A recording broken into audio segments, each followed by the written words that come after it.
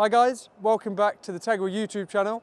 In today's video, we've got something pretty special sat in our workshop. It's a left-hand drive car.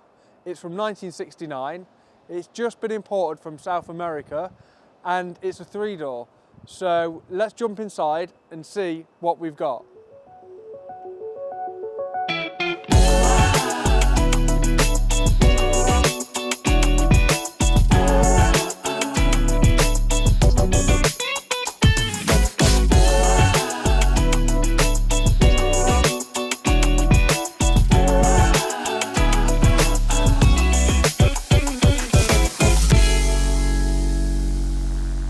So, as you can see behind me, we've got a MK1 Ford Escort, and you might be wondering why on earth we've got it sat in Tegiwa's workshop. Well, when a friend of Tegiwa's came to us and said, I've got this MK1 Escort that's just been imported from South America, we said, wow, we'll help you sell that, it'll make a great piece of content. So that's why we've got it in our workshop. So what we're going to do is have a little walk around it, point a few features out, and then we're going to take it outside for a wash and get all this dirt off it, ready to get it photoed for sale. So one of the quirky little features we've already discovered on the car is entry is granted access via this little flap. And you can get to the door handle and open it. And this window folds open more than 90 degrees. So when you're enjoying the South American sun, you get the freshest aircon available to you straight into your face. So as you can see, the car is a 3-door model as opposed to the 5-door, which makes it super desirable in the UK market. If you have a look on eBay or Cars and Classic at the minute, you'll notice that the 3-doors really do fetch a lot of money, anywhere from 20 grand all the way up to £100,000. So obviously looking at it on the face of it, it's not the prettiest thing, but if you were to spend some money on it and take it on as a project, there's definitely some coin to be made once you've finished it, being the 3-door model that it is.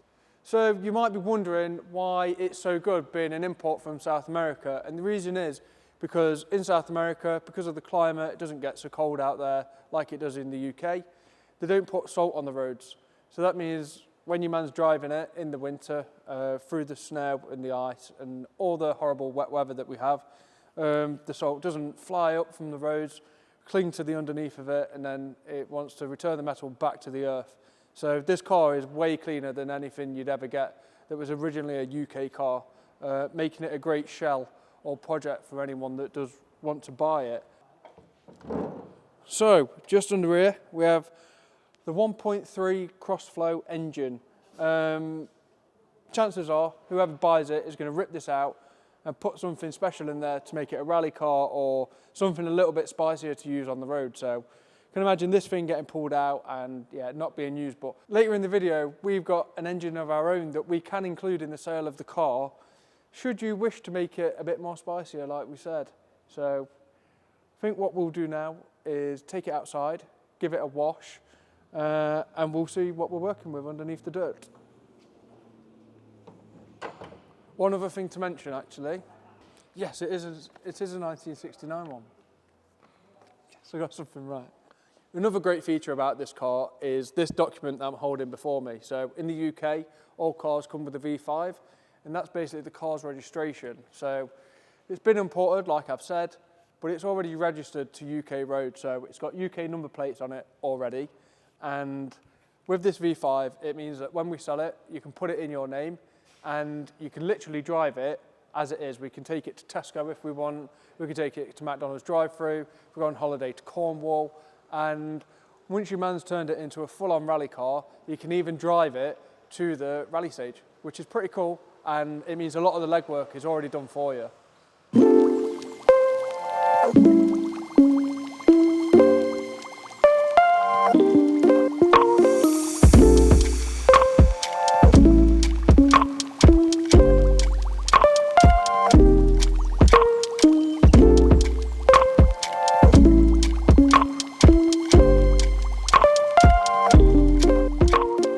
So we're just giving it a quick jet wash and noticed a couple of stickers in the windscreen. Don't know what this one says, we'll run Google Translate over it. But I was looking at this shiny one here and I thought, I wonder what country in South America it's actually from.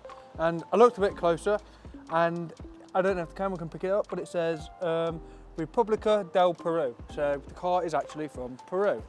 So Ingreso Cochera Alumnos, it means student garage entry.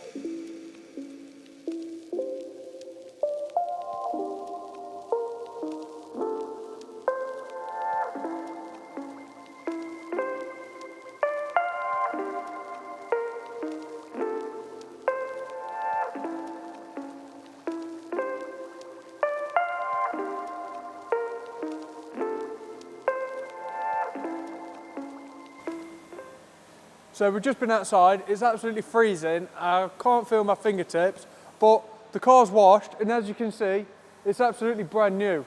It's come up mint, and yeah, the car's now 20 grand. I'm kidding, it's not actually. But yeah, we did give it a wash, and we washed all that Peruvian dirt off it, and as we mentioned before, we do have a bit of a fruitier engine that we can include in the sale of the vehicle, should you wish for that. So let's go into the warehouse and we'll show you what we've got for it.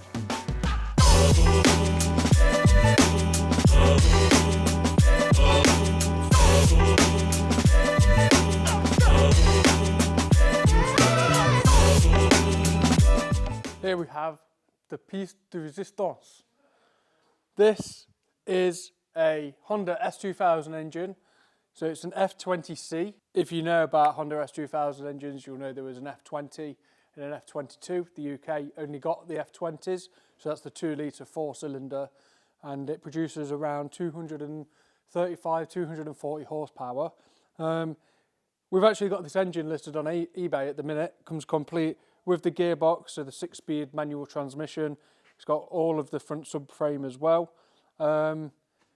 And this is a pretty common swap in the sort of rallying Mark 1 Escorts, Mark 2 Escorts. We've seen it done time and time again. And these engines are pretty much bulletproof, to be honest. So this actual engine that you see here, it came out of an S2000. It was in an S2000 that Tegiwa bought at the start of summer last year. Johnny Tegiwa, many of you know him off the Facebook pages and you've seen him in the Active video. He bought it from an auction and he bought the car to break. So we sold all the bits. And this is pretty much one of the last bits left. It's on a pallet, it's ready to go. And yeah, if you want the car and you want the engine, then we can do you a deal on it. We've seen this match up time and time again in the Escorts, the Mark 1s and Mark 2s. It's a proven solution. And yeah, it's pretty much one of the best 4-cylinder NA engines that's come out of Japan ever. A fun fact for you, this engine produced the most horsepower per cylinder for 10 years. Is that right? This is a fact. Let me just fact check it. I'll just read out what it says on Google, because I'll just mess it up if I don't read it off Google. Honda's F20C engine held the record for producing the highest specific power output for any mass production naturally aspirated piston engine at 123.5 horsepower per litre. This was until Ferrari began production of the 458 Italia in 2010, which produced 124.5 horsepower per litre. So yeah, it's a record that it held for a very long time and testament to how good the F20 is. So yeah, if you want it, drop us a message and we can sort you out. So if you are interested in buying this car, then please do reach out to us and we'll tell you the price. We've got a price in mind for the car. Got a price in mind for the engine. If you do want to take both, there's a deal to be done. A few points to reiterate about this car, this particular one. It's obviously a bit of an investment. The cars are only going to go up in value as they're harder and harder to come by. This particular one being an import, it's obviously cleaner than any UK car that you're going to find from the same time. It's going to have less holes in it, it's going to be cleaner underneath. It's got a V5 like we've mentioned, so it's got the number plates on, it's ready to drive away. And it's also exempt from MOT and tax because of its age, and it's a 3-door. So The 3-door is way more desirable than a 5-door, so that's a good thing it's got on its side. And finally, it's red, and we all know that red is the fastest colour car that you can buy. So that pretty much sums up this video. Thanks a lot for watching. If you do like what you saw, then hit the like button. If you do want to get it, drop us a message. Let us know what you think in the comments. Would you buy it? What engine would you put in it? Hit the subscribe button, and we'll see you in the next one. Thanks a lot, guys.